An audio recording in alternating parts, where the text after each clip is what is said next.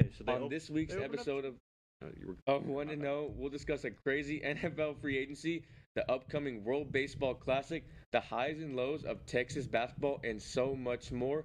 We'll revive a segment back from the dead with some special guests and some matchups that we head into spring break. All this and more coming up on the 1 to Know Sports Show. We're going to have an exciting show. We're going to talk about the NFL divisional round and what we expect from it. We talk about Texas's inconsistent start in Big 12 play for men's basketball. We'll finish with some talk about our women's basketball team. So we got a packed show today.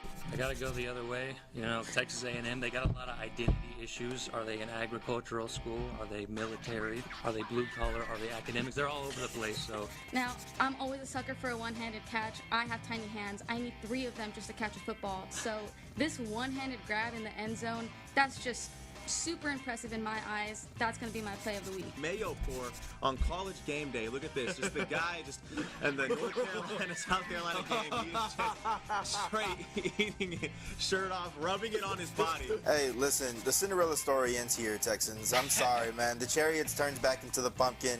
It struck midnight. Whatever you want to say, I think it ends here.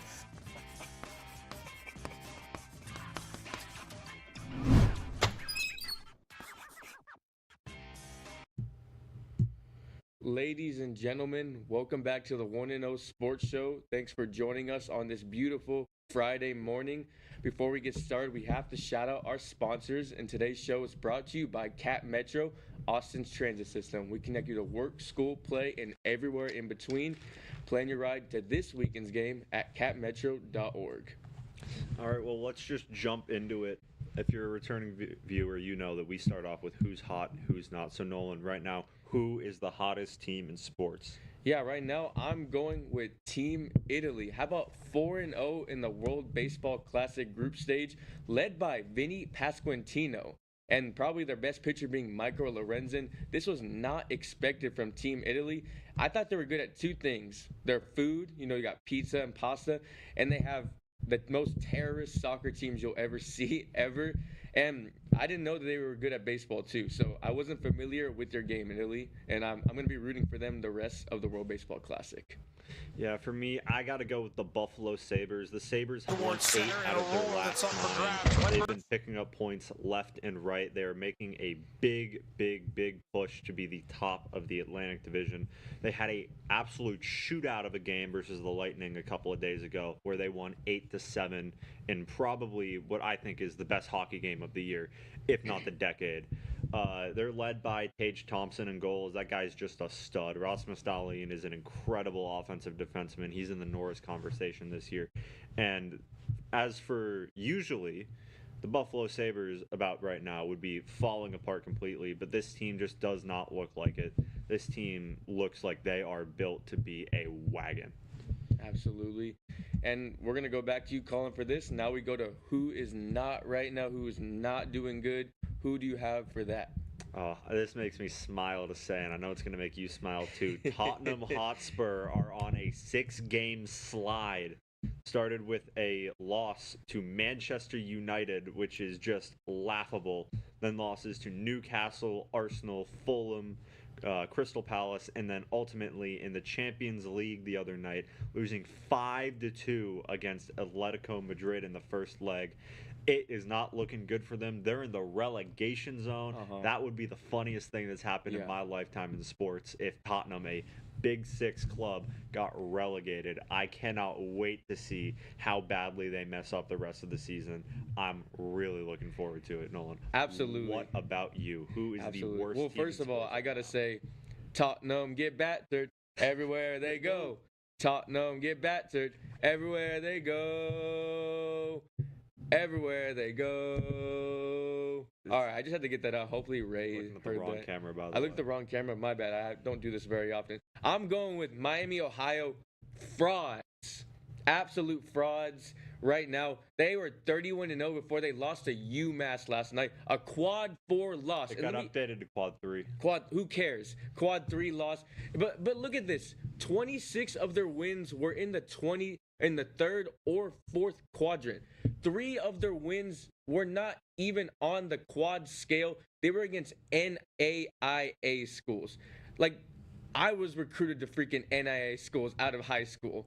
Like, I could have, I mean, not really, but still. No, you like, the thing is, these guys are frauds. And right now, they're still projected to make it to the tournament, which would be an absolute disgrace. I'm going to say something in defense of Miami, Ohio. They have 1 quad 3 loss. That puts them among the likes of Gonzaga, Auburn, who they're trying to put in over Miami, Ohio. They deserve to be in over Miami. They don't have a quad 2 loss. Auburn has 2 of those.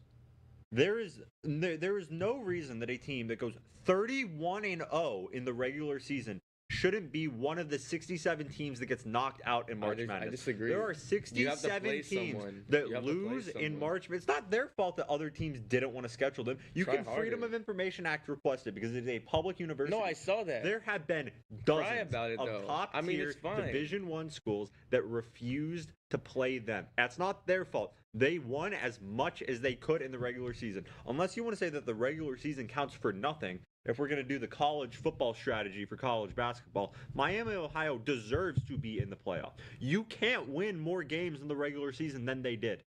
I don't care, man. They're on my not section. I mean, I get what you're saying, but look, I get that they haven't played. This guy wants a 24 team expanded playoff, by the way. Look, I get that they struggle to have scheduled games with those tough conference opponents, but I mean, cry about it. I mean, I get it. Like, cry me a river, though. Like, there are 67 teams that lose in March Madness. They deserve to be one of those. Yeah, just so they can lose by 30. Yes. Come on. Yes. Dude, we've seen 1 seeds lose by 30 to 16. Okay, whatever. Moving on. This is not the debate section. What's trending? NFL free agency has been off to an insane start.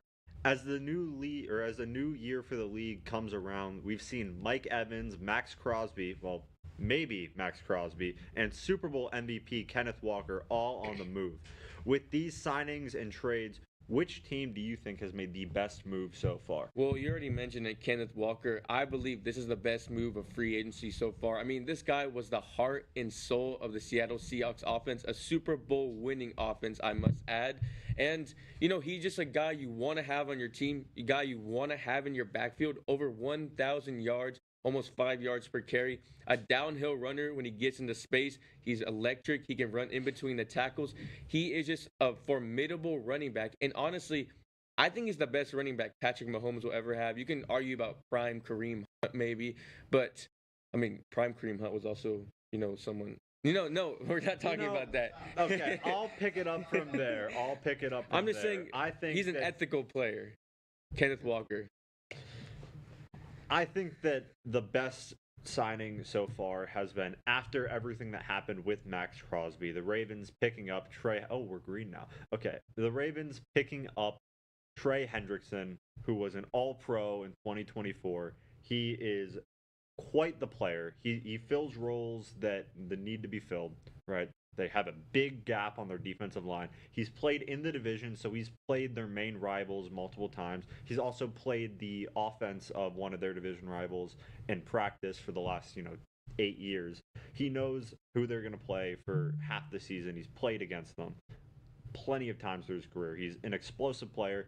I think he is the best signing of free agency so far. I don't. Moving on to only 298 days after tearing his Achilles, Jason Tatum has returned to the Boston Celtics. The Celtics are currently 43-23, sitting at second in the Eastern Conference.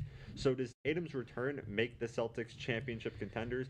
I think it does. Look, this is a team that is on the top of their division. They're second in their conference without their best player. I mean, we saw it when the Celtics won their championship. He is a top-level player.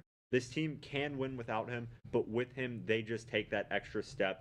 The only other team in the East that I could see competing with them is the team ahead of them, Detroit Pistons. Cade Cunningham is an absolute weapon on the court, but I just think that Jason Tatum adds a level to the Celtics game that no other team in the NBA can match when they're fully healthy. Absolutely. I completely agree with you, Colin. I want to point out that the Celtics were already number 1 in points allowed per game in the NBA, even with Tatum out. Their defense already elite, a great, just system overall with Joe Mazzola at the helm. And Tatum, obviously a great defender, gives them that extra blanket of security in defense. That just adds another level to their defense. And their offense has actually been kind of the struggle point this season. And obviously, Tatum is going to take some pressure off of Jaylen Brown, off of Derek White, give them that number 1 option that they need. And we've seen Jason Tatum and Jaylen Brown win a championship together as a duo. They are proven. And I believe that, experience gives them the edge in the Eastern Conference. And I like their chances against really anyone, even in the Western Conference, if they were to meet them in the finals. So yeah, I agree with you 100%, Colin. Let's go to the next one. The World Baseball Classic quarterfinals begin today after a great group stage with major powerhouses like Japan, Dominican Republic making it, as well as the USA, thanks to a timely win by Italy. Going into the bracket stage, Colin, which team or player has surprised you the most so far, good or bad?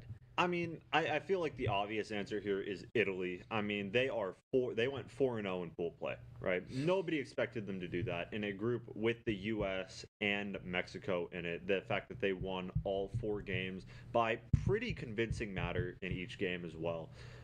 They've really surprised me. Like, obviously the USA is not playing where they should be right now, but Italy is just playing that level above. I think that they are one of the hottest teams in baseball, and I wouldn't count them out to win the whole thing. I know they might not have the talent on the roster for it, but as we know, as we've seen plenty of times in the MLB, being hot is almost always better than just being good. Absolutely. And I'm going to go kind of towards the bad side. I'm I'm surprised by the USA, their struggles so far. I don't really think they played a team that matches up their roster even close, and they kind of struggled, not even just against Italy but against Mexico, 5-3, a game they should win by more with their talent on their pitching staff and their lineup, obviously. And their pitching staff has actually been pretty poor this World Baseball Classic. We talk about them right now. With the guys they have, 10th in ERA is pretty laughable. Let's be honest right here. That needs to fix up if they're going to win this thing. And also, before the tournament, they were talking about, we were inspired by the hockey team. We want to bring something home to the USA. We're going to play with pride. We're going to play with passion.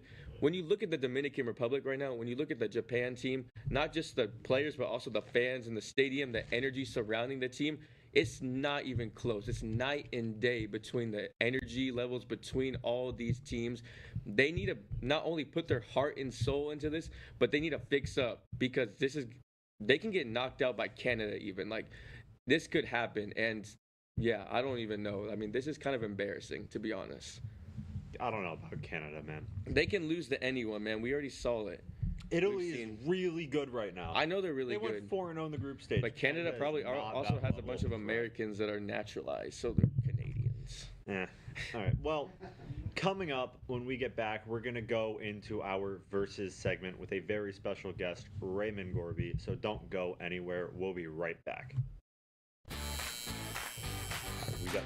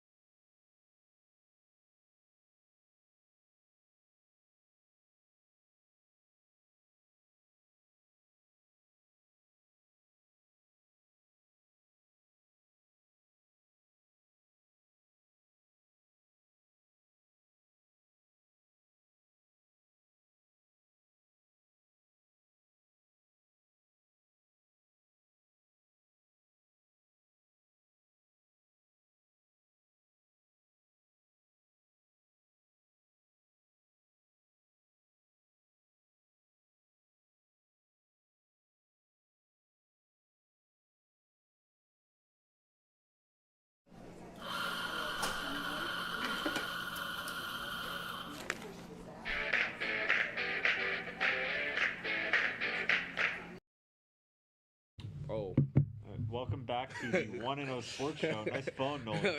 We don't get a We countdown? have Raymond Gorvion. Ray, how are you doing today? I'm doing good. I'm doing fine. All right, well, let's just jump into it, starting off with our best men's college basketball play of the week. Nolan, who you got? Yeah, I'm going to go with Braden Smith of Purdue. Look at this acrobatic leap out of bounds right now to keep the ball in play, get it to his teammate on the fast break for the easy layup. I mean, that's a Kendall Weaver-esque play right there. Look at the slow-mo right there from Tyler Strempel in the back room. That's some nice stuff right there. Shout out to him. What a great play. The athleticism on display right there is out of this world. I think that's just an awesome hustle play that you love to see in college basketball. Well, I'm going to do something that hurts me to do. I'm picking Yaxel Lendeborg's reverse poster over Cone Carr over the weekend. Gets the ball on the side, takes it in, fakes out Cone Carr, and then just hits a reverse tomahawk dunk over his head. Absolutely ridiculous. Not going to mention anything about the fact that Cone Carr put him on a poster literally 15 seconds later. It just was a ridiculous play of athleticism. Stop and go on the baseline and then throwing it up from under the hoop. I think that just Michigan ridiculous. still swept them this year. It's a great play. So We'll see when they meet in the Big Ten tournament when it actually right? matters. but yeah, no, I'm gonna go with the rivalry game because, like, you know, that's a rivalry game. Yeah, I feel Good that. hype environment. Even though that play was a good play, I'm just gonna have to give it to that because the environment, circumstances, it just means more. Yeah, I know. I'm a sucker for hustle plays, but I totally Yeah. get your play, your pick. Moving on to women's college basketball, I'm going with the Navy women's college basketball team's Zane Barnett-Gay third quarter buzzer beater from half court fadeaway to go up going into halftime in the Patriot League Conference Tournament semifinal. Absolute buzzer beater. I mean, fade away from behind the three-point line. Cinema. Yeah, I'm going to go with Emma Von Essen. This was a similar play to Collins right here. We got Hofstra right here. Needing a three to win the game. Jesus. Bang. Not buzzer beater, but that was to win the game right there. Sending Hofstra into the quarterfinals of their conference tournament. That is as clutch as you can get. That's like NBA range right there. Man. Put some respect on Emma Von Essen's name. Well, shout out. It was Emma Von Essen. Yeah. Shout out whatever. But but yeah, I'm gonna have to give her the play because, like, she even got an ankle breaker there too. Yeah, a little So bit. like, yeah, I'm gonna have to go with that one. Alrighty, so Sticking with basketball, moving on to the best NBA play. Nolan, what you got? yeah, I'm gonna go with a guy that I really like, Donovan, aka Spida Mitchell, with this nasty crossover step back right here. Boom, 5-day contract player sent to the shadow realm, and then just stares him down as he drains the three. I mean, didn't even have a chance. I don't know this guy's name, but he won't be in the league in about a few weeks. So, and Donovan Mitchell just sealed his fate right there. So just killer stuff from Spider right there. Yeah, I'm going to go with Josh Mino's poster dunk over the weekend. Just got traded to the Nets, puts someone on an absolute poster. Face full of contact, double clutch over the arm. You got to love when a player does something like that, man. Double clutch just to put it in the net. Incredible play. This is gonna be hard because, like, they're both good plays, but I'm a sucker for ankle breakers, so I'm gonna go with you, Nolan. That he dropped them, and plus, like, he slid. It's not like he just fell; like, he slid, like you said, to the shadow realm. So I'm gonna give Donovan Mitchell that play. I appreciate it. All right, well, moving on to the biggest and worst mistake or the biggest blooper of the week.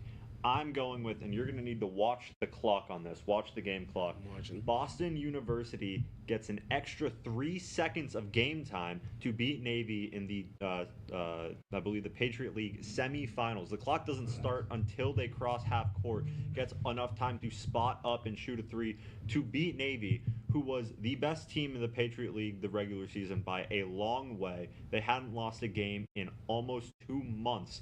Just to lose like this because the ref doesn't start the clock until well after the ball had been inbounded.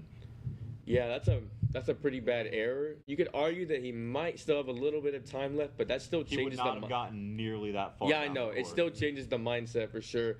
I'm going with not necessarily a play blooper, but a blooper from the USA World Baseball Classic coach Mark DeRosa before the game against Italy. He goes on MLB Network and he says, "We're qualified for the quarterfinals," not knowing he's talking about experimenting almost with the Italy game. And then he goes on to say, "We're qualified already." They weren't qualified. They needed Italy to help them out to win. To make it to the knockout stages. That's just pretty embarrassing. Imagine being the coach of a national team and not knowing what you need to make it to the knockout stages. That's a fireable offense.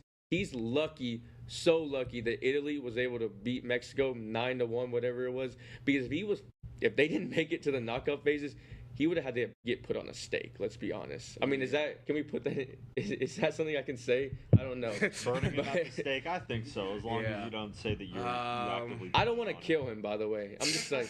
Okay, man. But it's this is a tough one because you have to realize Navy's in one of those leagues where it's It's only the conference tournament winner Here's gets an extra in the fact for you. NCAA Navy tournament. hasn't made the tournament this millennium. And they were just probably their best shot, probably their best team they had in a long time. They were the number 1 seed in their conference, and just for them to go out like that, so I'm gonna give it to you, Colin. Fortunately for the United States and our manager, Italy routed Mexico, so it really didn't matter. But that could have backfired. No, I respect it. Yeah. And moving on to the best miscellaneous sports play of the week, Nolan, what you got for us? Yeah, I'm gonna go. I had to put a golf play in there. I'm sorry, call me a homer or whatever. I'm going right now with Akshay Bhatia at the Arnold Palmer Invitational. His caddy Joe Grainer told him to hit the best 6-iron of his life. And that's what he did right here. Almost holds it to a firm green front pin location, needed to be inch perfect, and it was. And that eagle got him to within one of the lead, with Daniel Berger. And he ended up winning the tournament right there. One of the best shots I've seen on the PGA Tour in the last 3 years. I know golf is a little bit boring for some people, but for me, that was such an incredible thing to witness live and such a clutch shot and under the circumstances as well. Mm-hmm. Yeah, I'm going to go with some Macklin Celebrini magic. This kid is just incredible. Hits one of the best steaks I've ever seen at the blue line, then rips one bar down from the behind a defender. Absolutely incredible goal. I don't know how you can manage to not only get around a defender as good as Lane Hudson, but then also be able to rip one in the face of someone and just get the puck past the goalie. Incredible play by the kid who's already on pace for 100 points this season. Yeah, that was really impressive. The long shot, that was really impressive. But the fact he megged 2 people. He megged one of the best defenders in NHL, and then also megged the keeper to also scored a goal. So, Call that going 5-hole in hockey. When you get past the keeper, go 5-hole. I'm gonna have to give it to the hockey play. Play. It's just no the two megs, the two nutmegs really sealed the deal for me with there. All right, well, that seals it right there. Colin Flickinger beats Nolan Clay again. We'll get him one of these times. But coming up next, we have the C Block, which includes us talking about some Texas sports. You won't want to miss it. Stay tuned to the 1-0 Sports Show.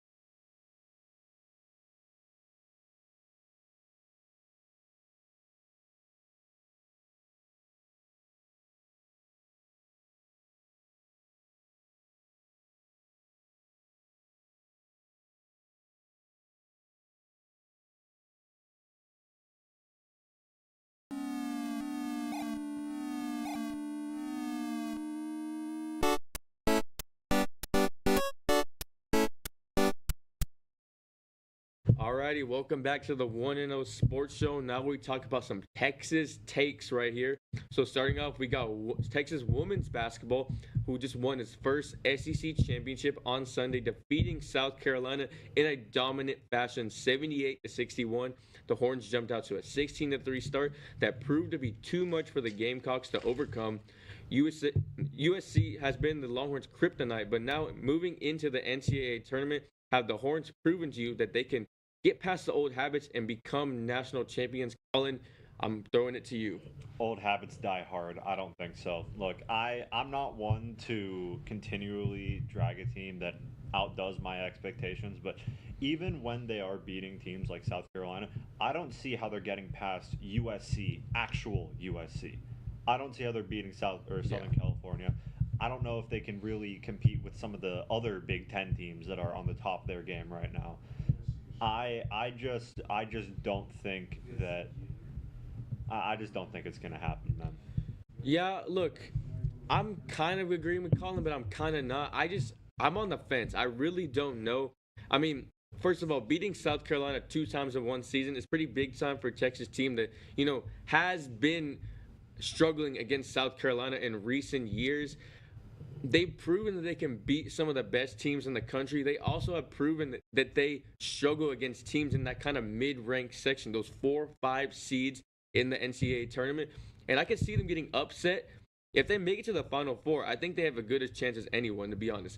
But I'm worried about those middle rounds for them. Can they get past those teams that are going to try to be upsetting the Longhorns? They have, in theory, they have a better team for the NCAA tournament than past years with the extra 3-point shooting they have on this roster, a little bit more depth. But I just don't know. Coach Schaefer just called them the softest team he's ever coached like a month ago, maybe not even a month ago. Can a team like that, I know coaches say stuff in the moment, but can a team like that actually win a championship? I'm not sure. I need to correct myself. It's not USC. I meant to say UCLA. I don't think they can get past UCLA or UConn or like. Well, they did beat UConn earlier in the year. I just don't think they can do it now. I don't think right. I mean, like you said, their head coach called them the softest team he'd ever coached. I just don't. I don't see it happening when push comes to shove. When it's time to test their mettle. Moving on, former Texas wide receiver Parker Livingston has had Texas on his mind recently. One of the newest OSU Sooners was quoted on Monday saying, if he didn't have an agent, he would still be here at Texas.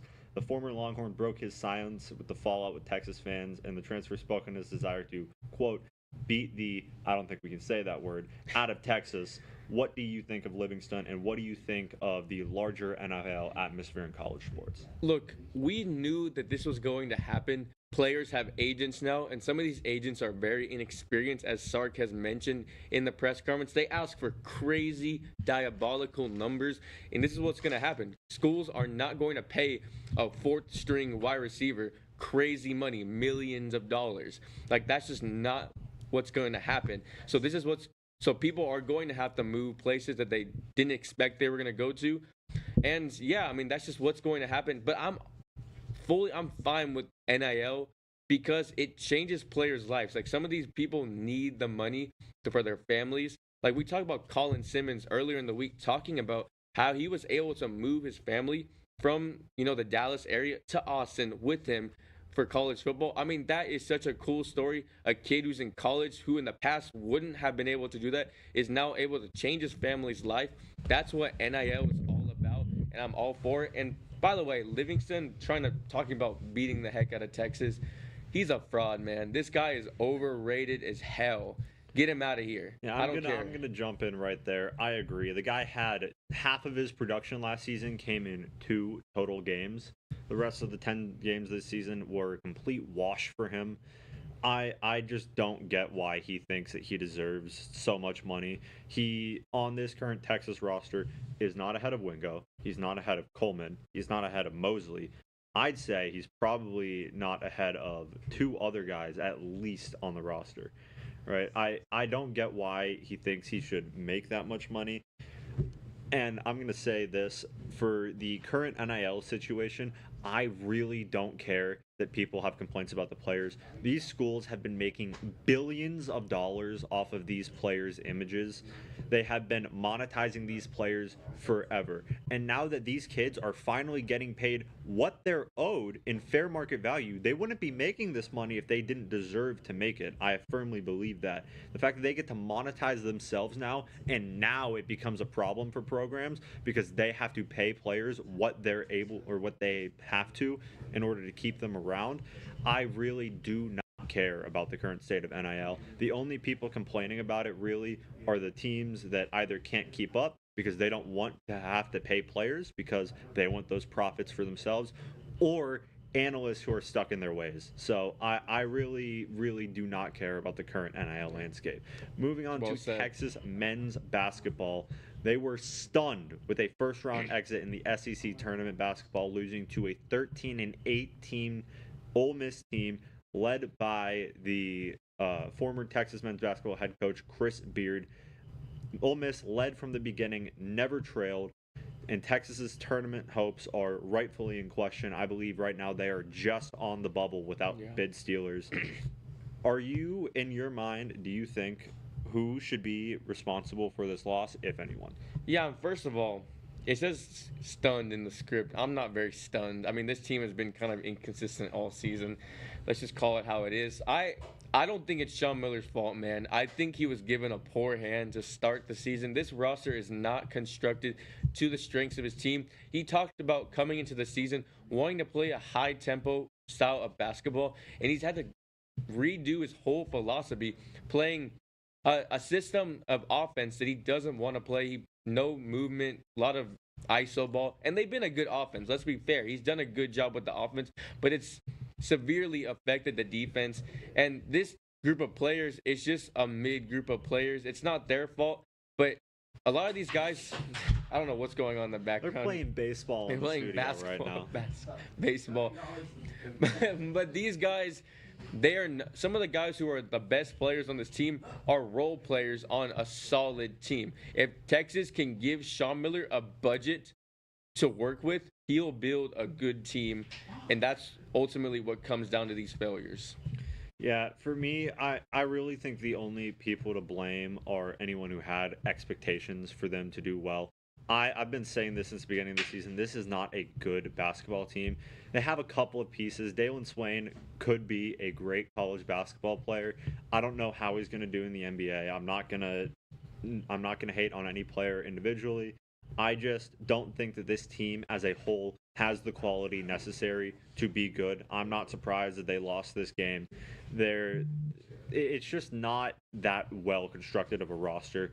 The entire game relies on 3 players essentially to do well, and if one of them has an off night, it's just over before it even gets started. So I think the only people to blame for Texas' failure is anybody who had expectations of them going further than they did. Yeah, and I will mention as well that I feel like Sean Miller making it to the tournament his first year would honestly be somewhat of a success with the team he was given on paper, especially where they were going in the conference play. So I think Sean Miller has impressed me this year, and I will stand on that take. Anyways, going into the last... Well, no, that was the last question. That will wrap it up for us here for C Block. Next block, we're going to come back. We're going to have Santiago Ortiz and Raymond Gorvey back on. We are going to bring back the debate segment from 2024 fall. It's been almost a year and a half since we've done this on air. I can't wait to bring it back. Don't go anywhere.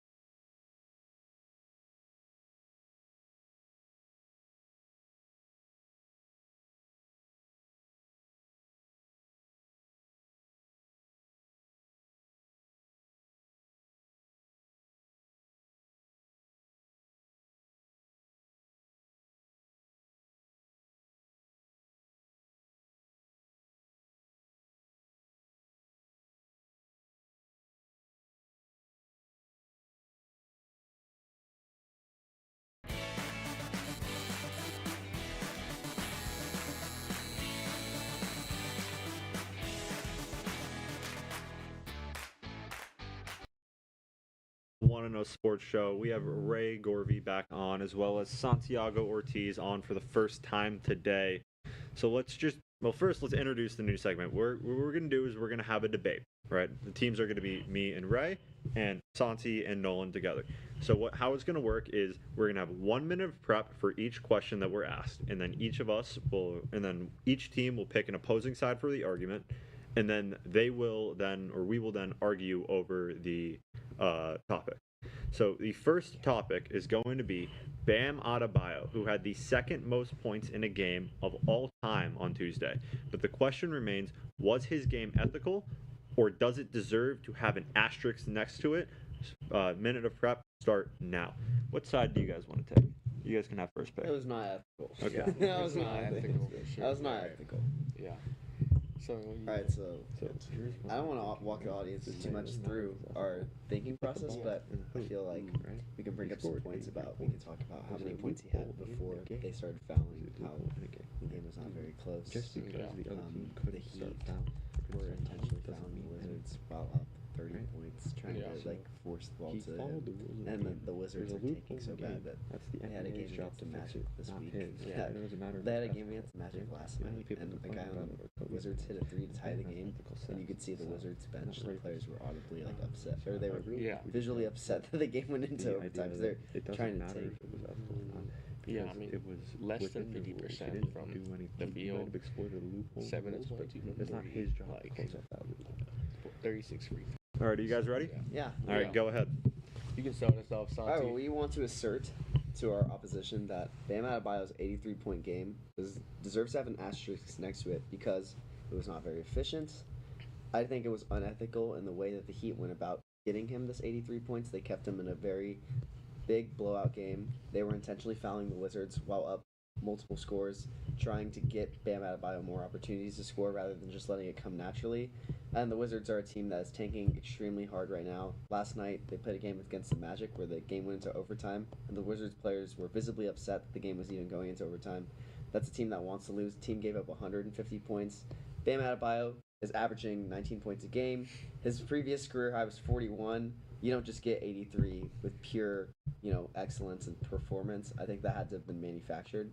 Yeah, and 36 free throws. I mean, he set the record for most free throws ever in a game taken by a player. I mean, some of these fouls just don't happen in the era where, the 81 And points. that is 1 minute. What Nolan's saying doesn't matter anymore. So I'm going to argue that it really doesn't matter if it's ethical or not because he didn't break any rules. There's obviously a loophole in the NBA rules that allows a player to do something like this, but just because there's a loophole doesn't really mean anything. He followed the letter of the law. They didn't do anything illegal in the game.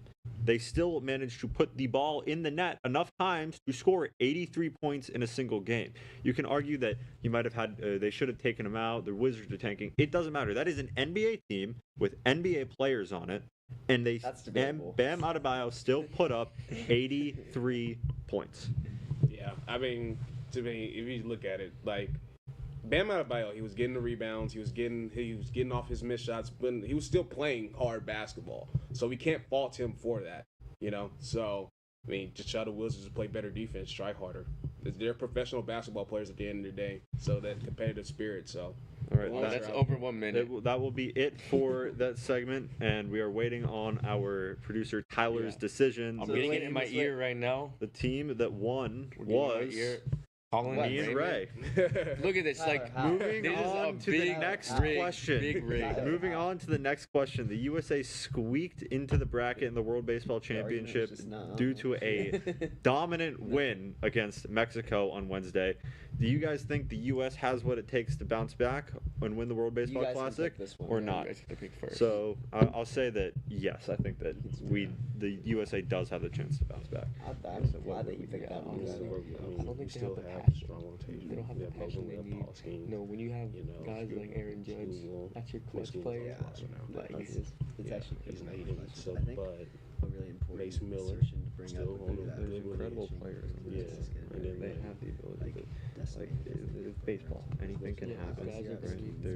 It's not a matter of will they win. It's can they win. And I think this is baseball. I don't even We don't think that they will. It's just a matter of do they have the players to win games? And yes, I think that they do. Yeah. I mean, I love Debro, but Their biggest struggle is the bullpen, but even then, good hitters on other teams can have No, I off totally nights, and agree, your yeah. bad pitchers But can have you good can nights. name it I think it's just And then we can argue like the fact they're probably going to say Dominican. Yeah, I think like who they really played. They got pulled look at the really Dominican weak team like this. outside That's of a lot of being Venezuela. out there. So I know. All right, that's 1 minute. So we are going to say for outside that we think that the USA can still win the World Baseball Classic. It's not a matter of will they win it. If I had to bet money on it, I wouldn't put my money on Team USA. But with the amount of talent they have on their roster, Paul Skeens, Logan Webb, incredible pitching. You know, they still have some of the best batters in baseball. Roman Anthony is incredible player, right? I still think that this team has what it takes to win if push comes to shove. yeah, and then plus, I mean, if you look at the roster, I think the USA still has the best defensive lineup in all of the World Baseball Classic. And plus, if you're looking at teams like Dominican Republic, who have they really faced outside of Venezuela? Like, if you look at their pool compared to our pool is way more competitive than their pool is. So we can't really use how the United States really played against competitive teams in pool play, like Italy, who topped our group, who's really good, who thrashed Mexico, and even Canada has a good, solid team as well. So, All right, on to you guys. Look, so valid points all around, but when we go into baseball, the passion is just not there for the United States team. They have the players on paper, yes. The passion is not there. You look at Dominican Republic, they're having a party out there, man. They want it more. And that's ultimately what I think like is really hurting the US right now. And you also look at the pitching right now, like I said earlier, 10th in ERA. They are struggling right now with the pitching staff, even if they have the names. And throughout, more guys are going to get used. Our arms are going to get tired in the bullpen that's already struggling, and guys are actually going to start going back to their teams, not going to pitch in the latter stages. I mean, Santi, you want to add anything? Yeah, I mean, we've got a guy on our defense over here that just said that he wouldn't even put his money on this team to win the World Baseball Classic, and I just don't think that they have the ability to string together hits, but not take those guys off base and score runs, and that's what's really been irking me about this team. Yeah, and their clutch hitters. All right, that's 1 minute.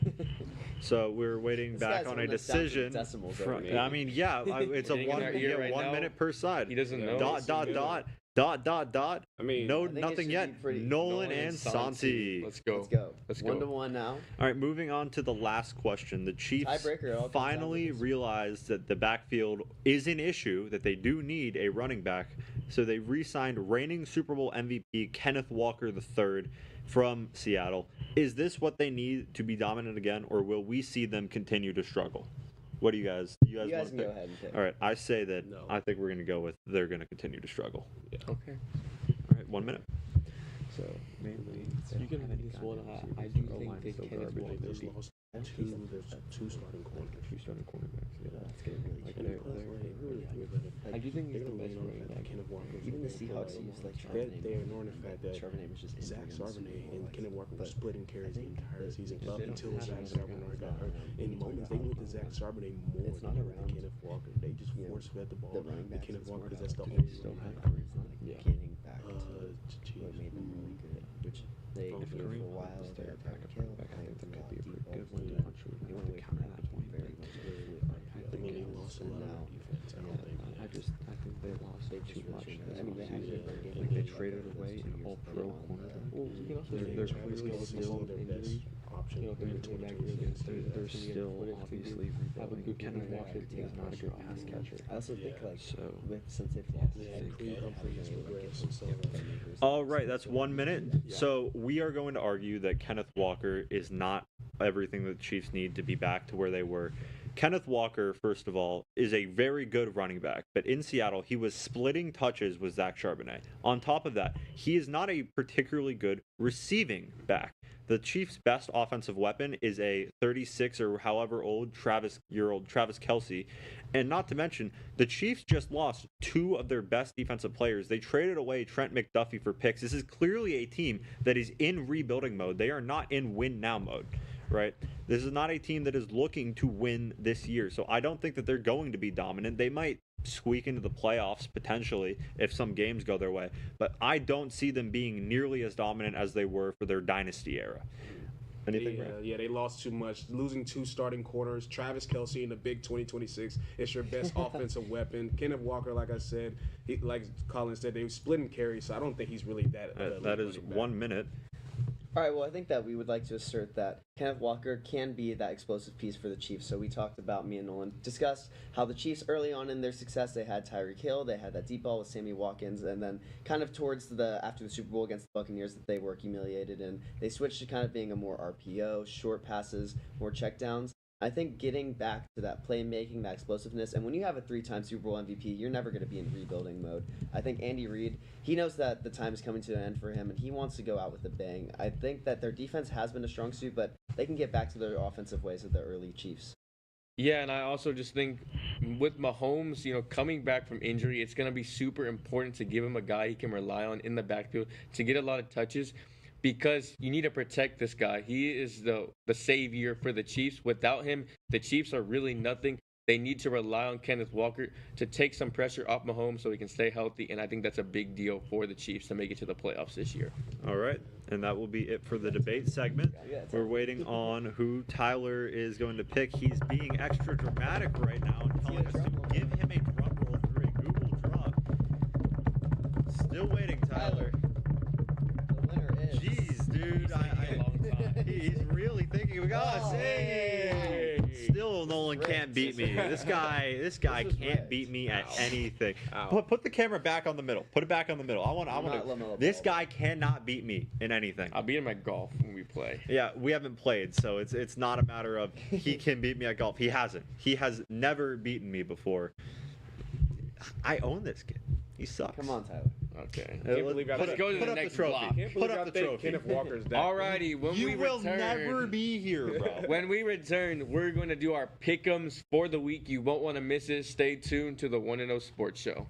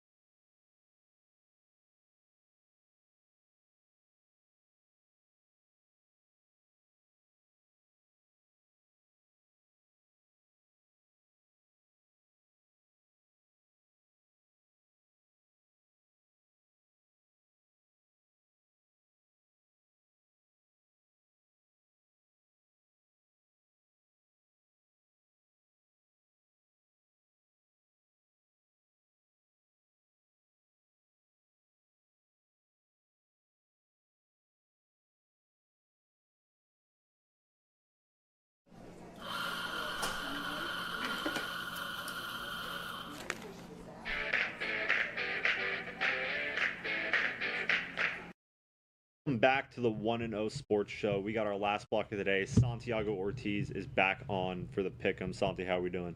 I'm doing really well. I thought I got kind of robbed out of that debate segment. We I did. think Kenneth Walker's going to do some things, and I don't think Bam Adebayo's 83 points. I think we can all agree that that was very unethical. I think we have someone who. I think it doesn't matter if it's ethical, man. It's the whole point. It doesn't matter if it's ethical or not. But that's the whole. We know you slipped Tyler a couple of $1 bills and made that happen. So we'll just move on to our pick'em segment. Yeah, we're going to Okay, we'll give the people what they need to know for the weekend on these games. First up, who do we think is going to win the Big 12 Conference Championship for men's basketball? I'm going with U of H, Houston. They have Kelvin Sampson, who I believe, one of the best coaches in NCAA tournament. They rise when it's March time, and I think they're going to do it again, and I expect them to win the Big 12 championship. Yeah, I'm going to go with Iowa State. I really like how the team's been playing recently. Taman Lipsey has been really coming into form, that veteran point guard that they need. They absolutely humiliated Texas Tech yesterday, and I really like the momentum that they have carrying into March Madness. Yeah, I'm going to go ahead and pick up the University of Houston here. I just think that they're a level above every other team in their conference right now. Arizona is pretty good. Iowa State's pretty good. I think UH is just a level above both of them. So I don't think there's too much to it. I'm just going to go with UH here. Mm-hmm. Keeping with the big, but this time moving to 10, we're going up north. Who do we think is going to win the Big 10 conference tournament, guys? I mean, we don't realistically need to go up north. We could also go down south with UCLA and a couple of other teams. The Big Ten's a big conference now, but I will stay with Michigan. I think they've been a pretty dominant team. Besides that loss to Duke a couple of weeks ago, they've really, just shown that they're a strong unit, and I like Yaxel Lundenberg. I think he's a big center for them that can really get stuff done. Yeah, I'm going to go with that too. As much as it pains me to do it, I think that the University of Michigan will be Big Ten conference tournament champs this year. It's a pretty deep conference, especially once you get into the quarterfinals. You got teams like Nebraska, Wisconsin, Michigan State, Illinois, all still in the fray right now, but I don't think that any of them can beat Michigan when Michigan has a even decent day. I think they're just a level above right now, so I'm going with Michigan. Yeah, I agree with Colin right here. U of M have been so good this season. It's one of the best teams in the country for a reason, and they've beaten all the best Big Ten teams this season in regular season play. I don't see why that's going to change in the conference tournament. Give me Michigan right here. I think they are going to hoist the Big Ten tournament championship. All right, moving on back down south, the SEC conference tournament in Nashville. With we got Aiden and Georgie covering that for us for TSTV right now. Shout out. Who do y'all think is going to pick it up? I think we might have the same answer all across the board here, but I think that Florida has been the dominant team in the SEC. Obviously, they had a loss to Auburn and a loss to Arkansas, or they did not lose to Arkansas, just that big loss to Auburn, excuse me. But I think that they've, just been dominant, the reigning national champions. It's a pretty easy pick for me. Yeah, I'm actually going to flip on my pick. I think Arkansas is going to do it. I think that Acuff is the best player in college basketball this year. I think that, they play Oklahoma today. I think that they win that game. And then they're going to play the winner of Alabama, Ole Miss. I think they match up well against either one of those teams. And then when it comes to Florida, they're a really good team. I don't think there's anyone who can deny that. But I just feel like the Arkansas team has been, like, their vibes are a level above. So off of that alone, I'm picking Arkansas. Yeah, I don't mind that pick at all. I'm actually going a little bit more crazy right here. Give me Oklahoma. As much as it pains me to say this, they're playing maybe the best basketball in the country right now. I mean, besides Florida. But, I mean, we're talking about a team that is like 8-2 in their last 10 games. They wouldn't face Florida to the finals, and they're playing with their backs against the wall as well. They were not even in the tournament conversation a few weeks ago. They're right on the bubble now, and they have almost nothing to lose. I mean, they weren't expecting to be here at all. They're playing with fire. They're playing with passion. And why not a team that's going so hot into the tournament right now? Why can't they win it? Honestly, anything can happen in March. Give me Oklahoma, as much as it pains me to say it. In the last Power Conference tournament of the year, we're going over to the ACC. There's 4 teams left: UVA, Miami, Duke, and Clemson. Who y'all got? A lot of these teams have, kind of like fluctuated and beat each other throughout the season, but I think Duke is still the easy pick. Could I keep it pretty boring here? Just stick with Duke. I think that Cameron Boozer and the boys get it done. I got Duke. That's a pretty short explanation. I like it though. I'm going homer pick UVA. Look, I mean, I think Duke is a better team, but I think UVA's style of play is hard for any team to beat. And if they get lucky, I think they pick it up against Duke. So I'm going to go UVA to win the ACC conference tournament. Mm-hmm. Now moving over to the ice hockey rink, we got a game versus the currently in the playoff race or currently in the playoff standings, but we don't know how that's going to go. The East is a prison versus the Dallas Stars, who are one of the best teams in the West. Who we think is going to win? I'm going with the Dallas Stars, my hometown team. You know, they were just on a 10-game win streak, lost the other day, but then they beat the Oilers, one of the kryptonite over the last few seasons, 7-2. They got Jamie Benn, and anything is possible when Jamie Benn is on your team. Give me the Dallas Stars. On IR right now, isn't he? He's still on the team. He's still on the team, you know? All right, I'm going to agree, Nolan. I'm going to go with the Stars. Shout out to TJ Krylowitz.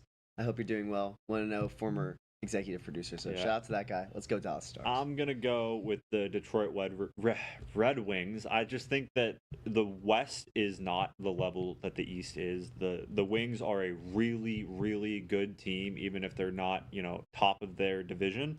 But you know, this Wings team is red hot right now. You don't go against the hot hand in hockey, so I'm going with the Wings. Moving over across the pond, one of the worst teams in the Premier League, Everton, is going up against Arsenal. You said one of the worst? They're not one of the worst. Where are they right now on the table? They're like 7th. Talking about Everton, by the way. I'm not moved. Who we got, guys? Everton or Arsenal? I mean, I'm gonna go with Arsenal as well, but I don't think Everton is that. I'm gonna stick with Arsenal, but I don't think Everton's that bad. Colin, who are you going with? I'm going last. I'm not going to say that there's going to be a winner of this game. I'm going with it is going to be a draw. I'm not picking a winner. I think it's going to be a draw. I think Arsenal is going to somehow choke it away in the last couple of minutes of the game, and it's going to be really funny, even if they do somehow manage to win the championship. I'm glad you brought up the choke for some reason, because people are like, oh, Arsenal are bottling it. Arsenal are doing this, yada, yada, yada. Look, they aren't playing pretty right now, but if you look at the form table in the last 6 games, who has the most pick'ems? Not who has the most argument. Who has the most points? Keep it pushing. Who has the most points in the Premier League the last 6 games? Who does? It's Arsenal. They're not choking it. They're not bottling it. Everton are the Toffees are going down. Games. The Toffees are going down this weekend 4-0. It's not even be close. Arsenal are going to win the league. City in the mud. Yeah, that's what I'm saying. Yeah, 1-0. Okay, back to our side of the Atlantic Ocean. We got the Minnesota Timberwolves at the Oklahoma City Thunder in an NBA showdown. Who we got, y'all? Look, the Thunder will win because they cheat. They foul bait. Terrible. They have Lou Dort, who just gets to elbow people for fun. Nothing given to him at all. He's not ejected at all. Draymond Green, one of the most persecuted players in the NBA, gets ejected for half the stuff that Lou Dort does. I hate the Thunder, but they're going to win because they cheat and they foul bait and all of the above. They're terrible. Yeah, I'm going the Thunder. I think it's ridiculous that they got Jared McCain for a glorified second-round pick, essentially. It's ridiculous. They're already one of the best teams in the NBA, and they got a really, really good player to come off the bench. I mean, hey, let's talk. We've seen this coming for a while. I mean, since 2020, the Thunder have been the team that had like 18 million first-round draft picks, and everybody's known this. They play their cards well with Paul George and Russell Westbrook and that whole dilemma. So I think I have to respect the front office for the Thunder, and I respect SGA. Although he does foul bait, and I don't really like that, he still is a great player. He just recently broke Wilt Chamberlain's record of 162 games with more than 20 points scored. I'm going to go with the Thunder, and I think Shea is going to win a back-to-back MVP. If he gets enough games to make that. I don't know if he's going to make that mark. But moving over to the Players Tournament at TPC Sawgrass, finally something that all of us can talk about a little bit more in depth. Who y'all got to win the Players Tournament and take home that large purse of money? First? Yeah, this is a really fun event. Obviously, one of the best events of the year. I was going to go with Colin Morikawa, one of the best ball strikers on tour. He withdrew after one hole with a back injury, which is really unfortunate. Hopefully he's good. But I'm going to go with my guy, Cameron Young, who was the USA's best player during the Ryder Cup. He's a premier ball striker. He's gained strokes approach in 8 of his last 11 rounds. His approach play is key to TBC Sawgrass. Also, the rough at TBC Sawgrass this week is super thick, like 5 inches, 6 inches.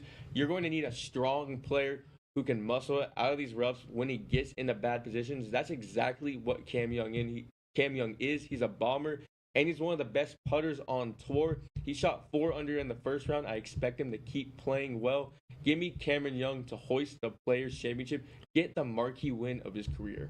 Well, that was a very strong take, but I mean, the players are obviously super exciting. TPC Sawgrass is so challenging for these players, so many different elements.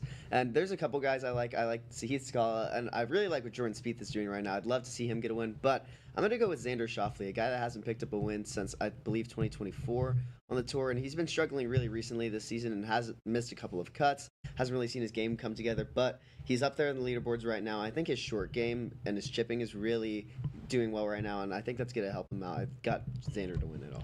Yeah, I'm drinking the Kool-Aid. I'm going Justin Thomas is going to win. As funny as it might seem, but his first round on Thursday was pretty dang good. I think that he is one of those guys that when he's on the top of his game, no one else can really compare. I really like him to win the championship this weekend, and then also might be a little bit early to say this, but I think he might put on the green jacket at the end of the year. Oh my! Did we watch this guy? Did we watch this guy in the Ryder Cup? That is an embarrassing take. He's so bad. never played well there. He's never played well at Augusta. I think this is the year. I think this. Get out of it. Let's go to the next one. We got. I'll take Chris Goddard. We got the Chinese Grand Prix today. They're doing the sprint qualifying. And the race is going to be later on this weekend. Colin, I'm going to go with you first. Who is the driver who's going to win the Grand Prix this week, and who is the constructor who's going to win the Grand Prix? I am going to go the guy that I got comparisons to. I was told that it's not a surprise that I support him, or that they it makes sense that I support him, according to Parker. George Russell and Mercedes. I just think that they are a level above right now. Their engine is just that much better than everyone else, right? Like this is a track that has a pretty long straight on the back end. It requires you to get some really good acceleration and be able to take some long corners. I think the Mercedes car is perfectly built for this. Sprint qualifying last night, George Russell went 0.6 better than the closest non-Mercedes car behind him. He went 0.3 over his teammate. I'm going with George Russell. Yeah, I'm going to go with George Russell to win it. I really have enjoyed watching him the last few seasons, and he has a great car. I think he's one of the best drivers on the grid, and now with the car, he's kind of overpowered. I think he's going to win the World Drivers' Championship this year. He's going to cement his lead during this race. I'm actually going to go with Ferrari to win the constructor battle this week because I believe Kimi Antonelli is going to crash. He's a rash driver. I don't think he's as good as George Russell. I believe he's a good driver, but I think he's prone to mistakes. He's going to crash this week, and I think Ferrari will get a nice 2-3. Leclerc at the 2, Hamilton at the 3. They're not going to win, but they're going to gain some points. We're not escaping the P5. Ferrari is not escaping the P5. I believe. Guys, I'm going to disagree with all y'all. I'm going to take Ferrari and Charles Leclerc as my winner.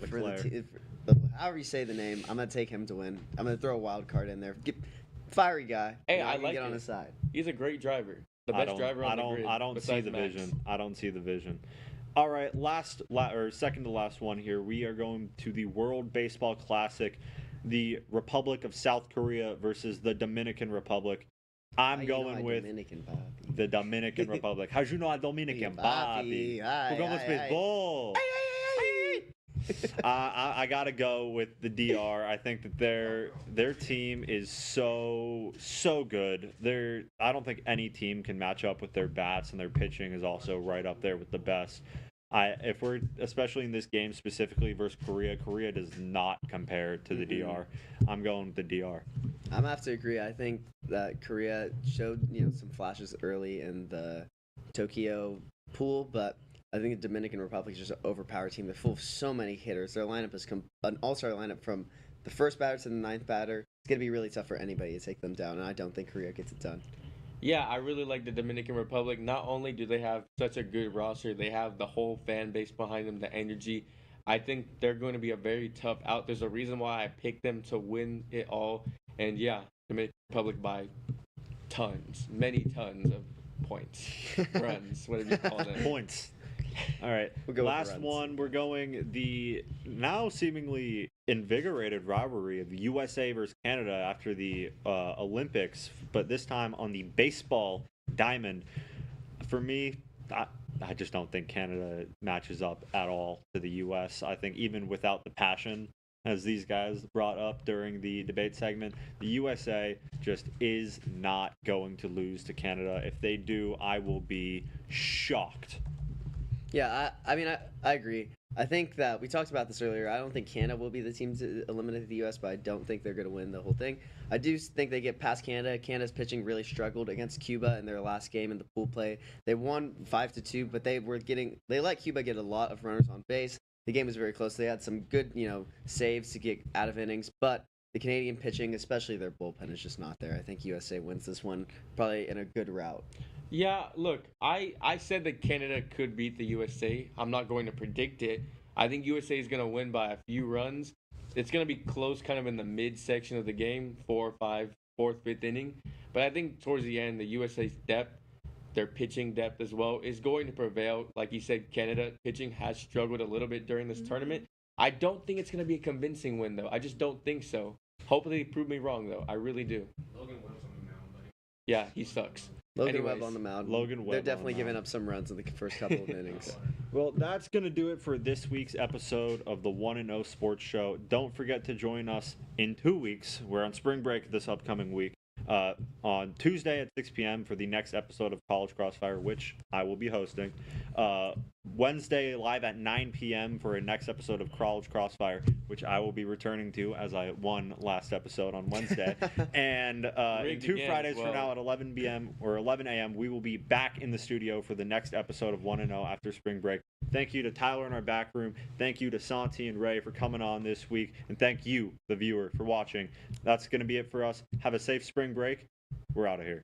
Peace.